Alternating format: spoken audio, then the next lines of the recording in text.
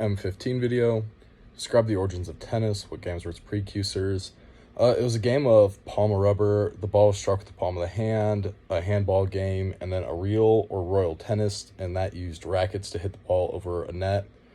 Originally started out hitting it over a rope, and then rackets prisoners were played inside their cells. They kind of just bounce a ball off a wall, and that I feel like is also part of the invention of racquetball.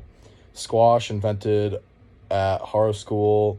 A ball was squashed against the wall. Eaton fives, another ball on a wall game.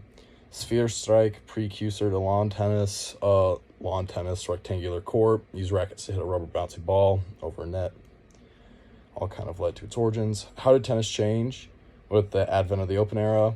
The Open Era brought in a lot of professionalism. The four Grand Slam competitions used to allow only amateur tennis players, but now they're exclusively for professionals, and they offer cash prizes.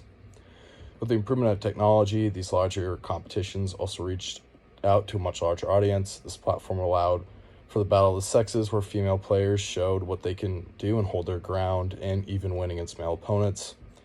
And these large competitions served as a platform for female and human rights. It also caused problems for female players, particularly regarding body image pressures, and as a result of the pressure, many female tennis players acquire eating disorders in order to conform to societal defined and imposed images.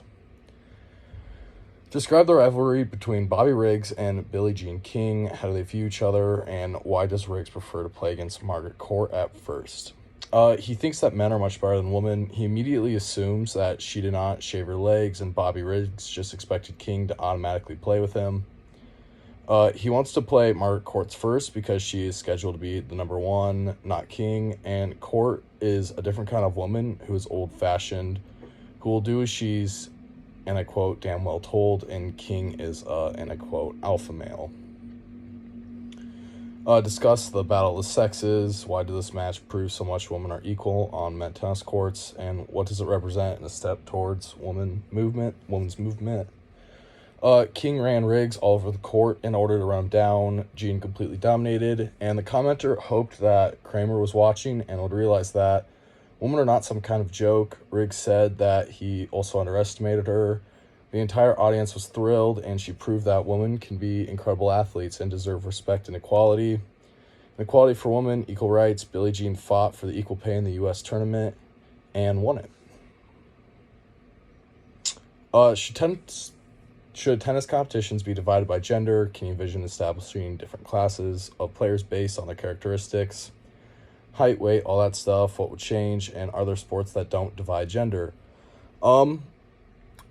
I honestly think that tennis should be divided by gender, kind of how every other sport is, but that I also don't see that. I believe that there should be two separate leagues, but there can always be a league made to play together, and that could even go professional itself in teams or groups. So should they be divided? No, there's no reason at all why they shouldn't, and I really do truly believe that they should and can play together. I mean, I just feel like, in modern day sports, I mean, anybody can play each other and anybody can really go wherever they want, but I feel like just not today, really, there would be too much of a difference or a gender divide if there doesn't need to be.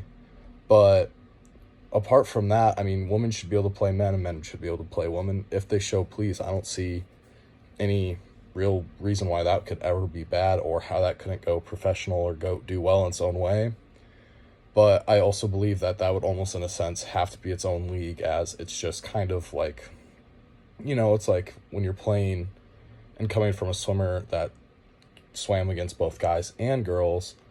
I mean, it was normally like when you go against another dude, it'd be like you against that dude, whereas it's like, you get closer to the people in the leagues and the stuff you do, so as long as you're going along with that, it would work pretty well. And then should female tennis players be allowed to whatever they want in professional matches?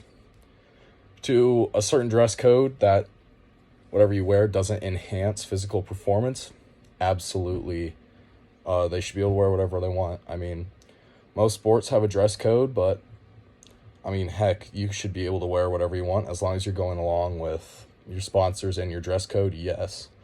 Does that mean you have to be restricted to skirts when you could wear shorts or anything along those lines? No.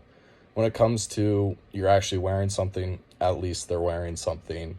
And as long as it doesn't really hurt performance and goes along with a dress code, then yes, they should be able to wear whatever they want. But, I mean, along with also a set of rules.